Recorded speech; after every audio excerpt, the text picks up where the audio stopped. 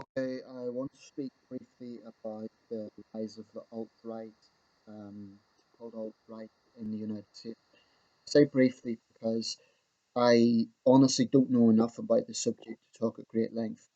Nevertheless, I do want to say something because this is a topical issue, and I think it's going to be important in sort of the analysis of what is happening in the Western world because actually, it goes well beyond Trump.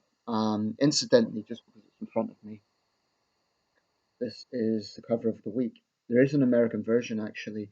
Thought that was quite a humorous cover. They always do creative covers, so it's portraying the Donald sitting on the globe of the world like a big soft uh, chair. Um, of course, the implications are real. He is going to be the most powerful person in the world. Um, from the outset, his opponents have made it clear they're going to make it difficult. There's going to be big protests on Inauguration Day. Is that right or wrong? Well, democracy allows people to peacefully protest. So I would say the thing is they're within the right to do it, but it does send out the message that they don't accept the result. So that's sort of a mixed one, I think. Nevertheless, there are a lot of people across the United States that are concerned. And I think what people, I'm going to say my perspective here as a critic of Trump. Firstly, a lot of Trump supporters are sort of playing the victim now and saying, oh, well, look, the left are the real extremists, etc., etc. But they're ignoring the fact that early in this campaign, and I know I keep going back to this, but I think it's important, Donald Trump absolutely used irresponsible rhetoric. Now, I don't think anyone can honestly say otherwise. People always say, well, Trump supporters always say, oh, he was taken out of context. But when you make an inflammatory comment about an entire group of people, you can't just turn around later on and say, "Oh, it was taken out of context." Or, I made this video last night about the power of the media, and I do stand by that. But I also said everyone has responsibility, and whilst the media has responsibility, it is also down to those in an elected position, as Donald Trump now is, to have some responsibility. Since election day, he's been far more presidential, and I actually suspected that he would be. I didn't think we would see the same Donald Trump at this stage as we did in the campaign.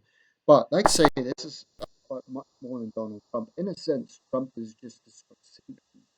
He's obviously a very powerful man. He's in a powerful position. But I honestly think, personally, I think Trump lacks conviction.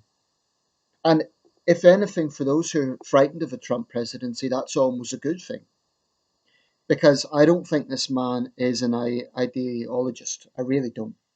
I think he's an opportunist, much more than an ideologist. I think Trump will say to any group what he believes. So, in that sense, there is a stark contrast with dictators like Hitler, Mussolini. Trump is not Hitler or Mussolini primarily, I think, for that reason. If Trump really was ideologically ultra conservative, I would have concerns myself. I don't think he is. Now, I don't know anything, to be quite honest, about these guys that he's bringing into his administration other than what people have been saying. So I don't want to talk in great detail about that because, I'm not in a position to do that. People have been saying that they are from the alt-right. They've been accusing Stephen Bannon of being a racist. Honestly, I'd never heard of the man until last week, so I can't say anything about him. If I knew something, I would be able to say that. But I have seen some of the rhetoric coming from the alt right. I've just seen a video actually before I uploaded this, and they were saluting in what was eerily reminiscent of Nazi salutes. They were saying, the usual thing, we're going to take back America and so on. But some of the language was disturbing. Everything was about racial politics, about we're going to take back white America, and this is the sort of language that the alt right uses. I don't trust them. I'll say that right now. I do not trust them. In Europe, they would be absolutely described as far right, no question about it. And they would be seen as very much on the fringes, although in Europe as well, this is on the rise. Certainly, Marine Le Pen, that's going to be something to watch. with the French presidential election next year. She says it's going to be part three of Brexit. Trump's victory and her victory is going to be part three of this political earthquake that's hit the Western world in the last year. Um, I'm suspicious about any organization that plays on race. That's the same reason that I'm suspicious of Black Lives Matter. Now, I suspect the alt right has moved for somewhat similar reasons that UKIP has. They say the mainstream conservatives, that is, the mainstream Republican Party, have abandoned them and have become too moderate. That is what I would imagine their traction is. So I think that when they look at, for example, mainstream Republicans like Marco Rubio saying that they have to reach out to Hispanics, I suspect the likes of the alt right would see that as a almost betrayal or something. Um, I honestly believe the alt right envisage an America of the 1920s, um, and I have no doubt about it. If we got in a time machine, the same people speaking at that alt right video, and this might be a provocative thing to say, I would say they would be the very same people pulling the noose around a black man's neck. I don't trust the alt right for a second. Um, and what's this going to lead to? America, I don't think is going to become a fascist state. A lot of people have been saying that. I think people need to just tone back a little bit. Tony Blair was interviewed about this actually, and he said he wasn't concerned about that. And Tony Blair is widely regarded as one of the leading centrist figures in modern history. Um, so I do think we need to be cautious of hyperbole. America is not about to become a fascist state. The reason I say that is because I believe America is institutionally too pluralistic. It's too diverse a society, politically, culturally, ethnically, for that to happen. There will be tensions. There will definitely be tensions, and unfortunately, there probably will be some unrest. But I don't think America's going to become a fascist state unless Donald Trump, takes amends constitutions to get absolute power. It isn't going to happen. So people need to. I don't think hyperbole helps anyone. All it does is frighten people who are already frightened. Having said that, when you have very dubious organizations like Black Lives Matter on one hand, and very dubious organizations like the alt right on the other, that's a recipe for tension. And I would say the same thing about the United States as I'm presently thinking about in Europe. The centrists need to firstly really listen to people's concerns. I think the American left for too long have been doing what the European left have been doing, and I'm not even talking about the hard left. You know, certain Sanders supporters. I'm talking about centre left, neoliberals, for whatever term you want to use. For too long, they've simply been dismissing concerns as racist or homophobic or whatever. Um, Given that CNN is basically the mouthpiece for the liberal faction, CNN just proves it when they questioned why they were coming under scrutiny instead of actually bothering to do anything about it. Um, I think that's why the alt right has risen. And I think there are people who probably support alt right figures who are honest, decent people who genuinely are concerned about issues like immigration. I mean, if you live in a border state, let's say Arizona or Texas, um, and you've seen a rise in crime, you're naturally going to be concerned about immigration controls. Now, a Liberal senator in Vermont or New Hampshire cannot turn around and say, "Oh, I talked down to you. You're a racist."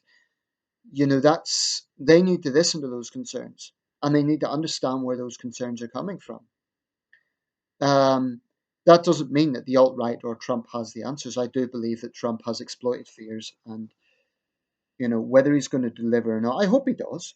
I really do hope he does. I don't want to be triumphalist and say, "Oh, I hope he fails," but there are a lot of questions.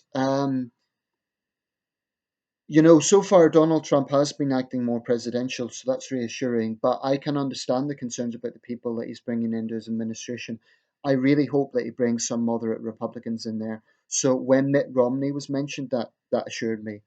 Romney is a relatively moderate figure, certainly compared to Trump and the alt right. So if he made say, Mitt Romney Secretary of State. That I think would appease a lot of concerns. If you made Giuliani head of Secretary of State, not so much. Giuliani has kind of become pretty hard right figure in recent years. Um, of course, this is all the perspective of an outsider. My concern with the alt right is primarily that they resent being labelled as far right extremists, and yet they're not doing much to mitigate that image. They're actively speaking in racial supremacist sort of rhetoric. They're talking about white America as if America only belongs to white people.